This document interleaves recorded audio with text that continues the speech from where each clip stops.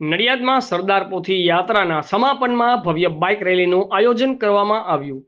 Bike rally Nadiad D Mart ચોકડીથી Santram road, Sardar Bhavan, પવનચક્કી, mission રોડથી યોગી ફાર્મ સુધી બાઇક રેલી યોજાઈ હતી. બાઇક રેલીનું ધારાસભ્ય પંકજભાઈ દેસાઈએ લીલી ઝંડી આપી પ્રસ્થાન કરાવ્યું હતું. નડિયાદ કેડીસીસી બેંકના ચેરમેન તેજસભાઈ પટેલ તથા કર્મચારીઓએ બાઇક રેલીનું પુષ્પ વર્ષાવી સ્વાગત કર્યું હતું. ચેરમેન તેજસભાઈ પટેલે સરદાર સાહેબની પોથીને નમન કરી પુષ્પાંજલિ અર્પણ કરી હતી. ઝોનલ હેડ અમિત પારેખ, આઝાદ મીડિયા લાઈવ, નડિયાદ. પટેલ આ યાત્રા 2 ફેબ્રુઆરીએ કરમસદ સરદાર સાહેબના ઘરેથી નીકળી અને આજે અહીંયા નડિયાદમાં પધારી છે.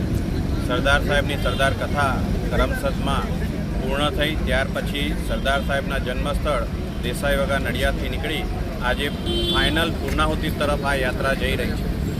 આ યાત્રા સરદાર ધામ યુવા સંગઠન આયોજિત સરદાર સાહેબના 150 જન્મ જયંતિ નિમિત્તે સરદાર સાહેબની અવેરનેસ તથા સરદાર સાહેબની લોકવાણી અને સરદાર સાહેબને જાણવા અને સરદાર સાહેબને સમજવા માટે આપણે આ યાત્રાનું આયોજન કરેલ છે. આજે આ યાત્રા કેડીસીસી બેંક નડિયાદ ખાતે આગમન પામી છે અને સાથે આપણા તેજસભાઈ પટેલ છે અને સૌ નડિયાદ યુવાન મિત્રો આ યાત્રામાં તન, મન અને ધનથી જોડાયેલા છે.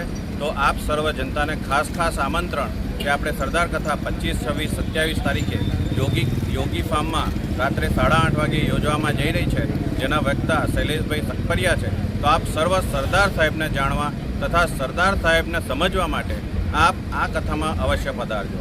જય સરદાર, જય સરદાર. આગમન શું કરશો? ખૂબ સરસ. આજે એક ભારત દેશના અખંડિત પુરુષ સરદાર વલ્લભભાઈ પટેલ સાહેબ અને એમના જીવન ઉપર અને એમની આચરણ ઉપર એક કથાની જે વાત કરી એને ખરેખર આપણા જીવનની અંદર તમામ સમાજના લોકોએ ઉતારવાની જરૂરિયાત છે. ને ક્યારે તો આપણે જ આ વાતને લોકો સુધી પહોંચાડીશું તો આવનાર પેઢીને ચોક્કસ એનો ખૂબ લાભ મળશે. ને આવનારા દિવસની અંદર માનનીય નરેન્દ્ર મોદી સાહેબનું જે વિઝન છે 2047ની અંદર નવ ભારતની પરિકલ્પના તે સાકાર થશે. નવયુવાનો આ વાતને સમજે અને એના આચરણ પ્રમાણે કથા સાંભળી અને આચરણ પ્રમાણેની કામગીરી કરે એવી મારી ચોક્કસ બધાને પ્રાર્થના અને અનુરોધ છે. બધા કથામાં જોડાય એવી પણ મારી લાગણી છે.